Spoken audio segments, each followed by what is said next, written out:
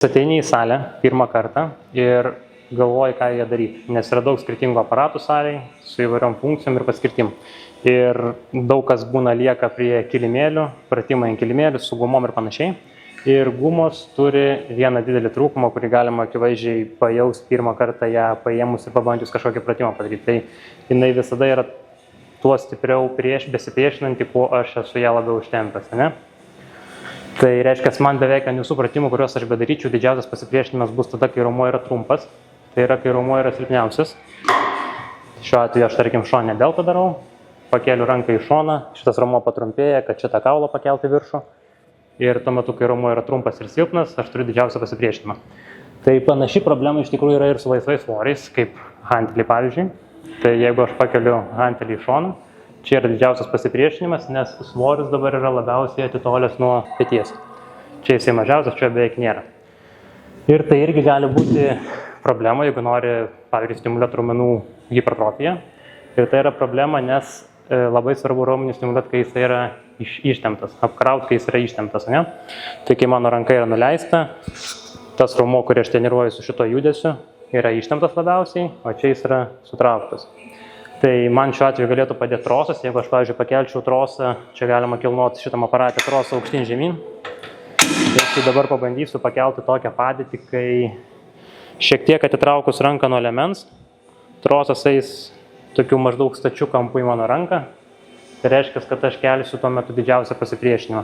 Ir kai trosas pradės artėti prie mano peties, tai yra jis dabar priartėjo, čia jis atitolo. Tiesiog aš turėsiu su raumeniu veikti čianais didesnį pasipriešinimą, o čianais mažesnį.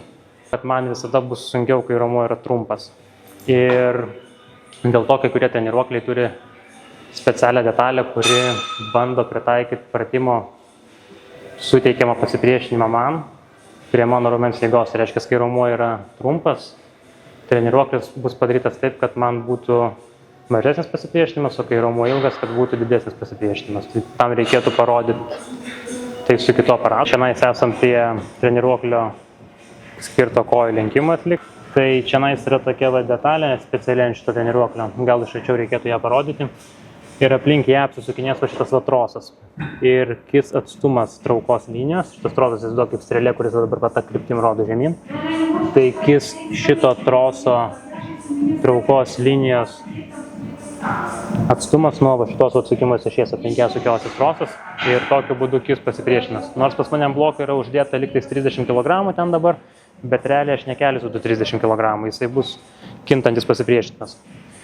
Tai reiškia, šitas dalykas pakeis pasipriešinimo dydį per visą judesio amplitudę, jisai bus kintančio dydžio tas pasipriešinimas. Čia gal kažkiek matysis dabar, kai darysiu tą pratimą. Tai čianais yra tokia įdomi pasipriešinimo kreivė, kad yra labai lengva pačioj pradžioj judesio, kas yra gerai, nes jis judint svorį visą laiką yra sunku. Po to pradedi lenkti kojas, pasunkėja pasipriešinimas ir po to jisai vėl palengvėja šiek tiek.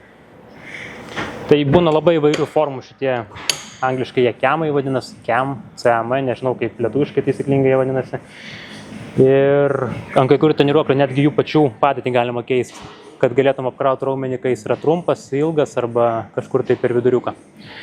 Tai tokių treniruoklių yra pilna rankom skirtų, kojams skirtų, nugarai, realiai ant daugumos treniruoklių, kurie yra su blokais, su šitais dalykais, o ne su diskais. Ir dar, aišku, yra įvairių būdų, kaip koreguoti pasipriešinimo kreivę pratimo be šitų detalių. Tai nueisim toliau, pasižiūrėsim. Tai šitas, pavyzdžiui, aparatas, čia yra realiai štangos galo trauka, gal parodysiu šiek tiek kaip atrodo. Būna arba siauras variantas, kur labiau plačiajam skirtas, arba plati trauka, kur yra labiau skirta pečių juostos užpakaliniai daliai. Tai toks judesys. Ir tenais yra atrama, ašis, aplink kurią sukasi šitas strypas. Ir čianais iš esmės, manau, yra nesunku intuityviai suprasti, kada bus sunkiausia, kada bus lengviausia. Aišku, aš parodysiu gal dvi ekstremalias pavyzdys, kad būtų aiškiau, tai čianais būtų sunkiausia pačia pradžia judesio ir tada, aišku, aš artėju link vertikalios padėties ir čia jau tampa pasipriešinimas nulinis beveik.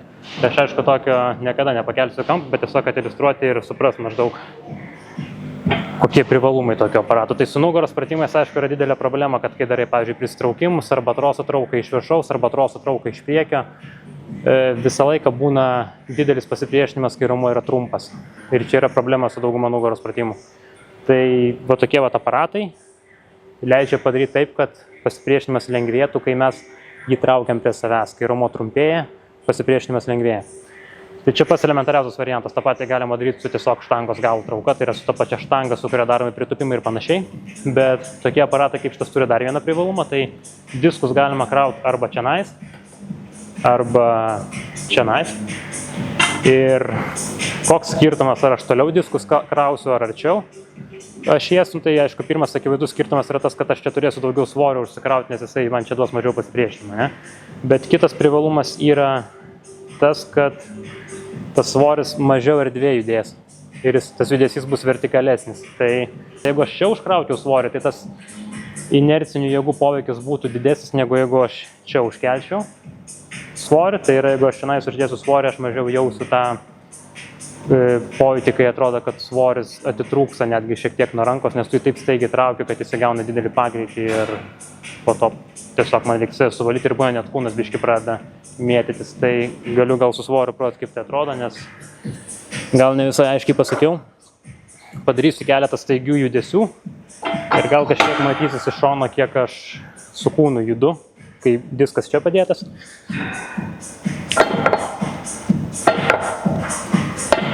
Turėtų matytis netgi šiek tiek iš rankų, kad yra labai ryškus momentas, kai aš beveik nejaučiu įtampos su raumenimis.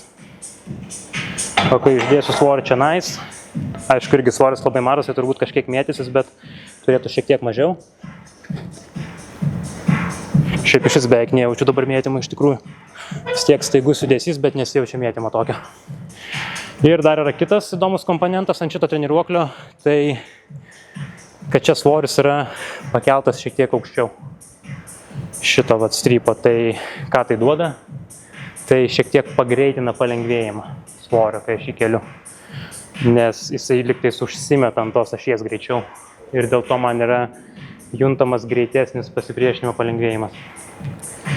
Tai va, čia toks paprastas aparatas, kuris turi keletą tokių įdomesnių komponentų. Nu ir kitas panašių principų veikiantis aparatas, tai yra, pavyzdžiui, šita vertikali trauka. Maždaug šitoj padėty būtų didžiausias pasipriešinimas, tada pradeda lengvėti. Ir čia vėl lengviau, tai yra lengviau, sunkiau, sunkiausia ir vėl lengvėja.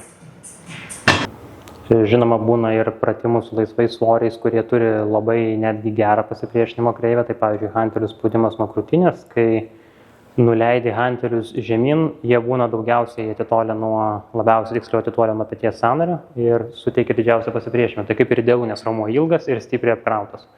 Kai išspaudi hantelius, pasipriešinimas pačiam viršui ir esmės tampa nulinis, nebent šiek tiek nedaspausi. Tai trosai vis tiek turi šiek tokį privalumą. Jeigu aš stovėčiau arti aparato ir darau suvedimą krūtiniai, man šitoj padėty vis tiek lieka kažkoks pasipriešinimas ir kokio dydžio tas pasipriešinimas priklausys nuo to, koks yra šito troso kampas į mano ranką. Dabar yra kažkoks kampas ir kuo aš padarysiu šitą kampą mažesnį, tuo bus man mažesnis pasipriešinimas suvedus ranką į link kūno centro linijos. Tai aš dabar, pavyzdžiui, galiu į priekį išeiti ir man dabar šis beveik prisiliečia trosas prie rankos. Tai čia yra labai mažas pasipriešinimas, beveik nulinis. Jeigu aš einu atgal, kampas labai didėja ir, aišku, mane labiau pradeda traukti į šoną. Ekstremalioje padėtyje, pavyzdžiui, aš čia stovėčiau, tai mane labai stipriai traukti į šoną. Aišku, taip daryti neįmanoma, nes aš negaliu iš centro raumens. Bet tu gali įsivaizduoti maždaug tokį kaip spektrą. Jeigu aš toliau nueisiu į priekį, aš sumažinsiu pasipriešinimą ant trumpo raumens ir padidinsiu pasipriešinimą ant ilgo raumens, nes kodėl ant ilgo neprodžiau. Dabar, pavyzdžiui, labai mažas yra ant trumpo, nes aš jį sutraukiu čionais, duodu ranką atgal ir čia yra labai didelis pasipriešinimas, nes beveik stačiu kampu eina trosas mano ranką. Nu ir maždaug gali įsivaizduoti, kas bus, jeigu atgal eisi. Tai jeigu aš nueisiu atgal, pasipriešinimas bus didesnis ant trumpo raumens ir mažesnis ant ilgo.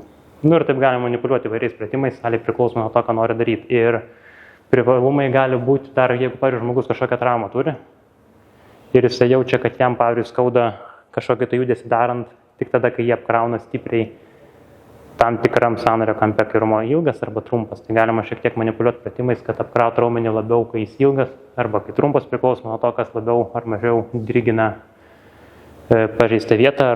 Aišku, negalima griežtai sakyti, kad jums pažeista, ten visokių niuansų gali būti, bet esmė yra tokia, kad įmanoma rasti būdų, kaip treniruotis netgi esant traumai.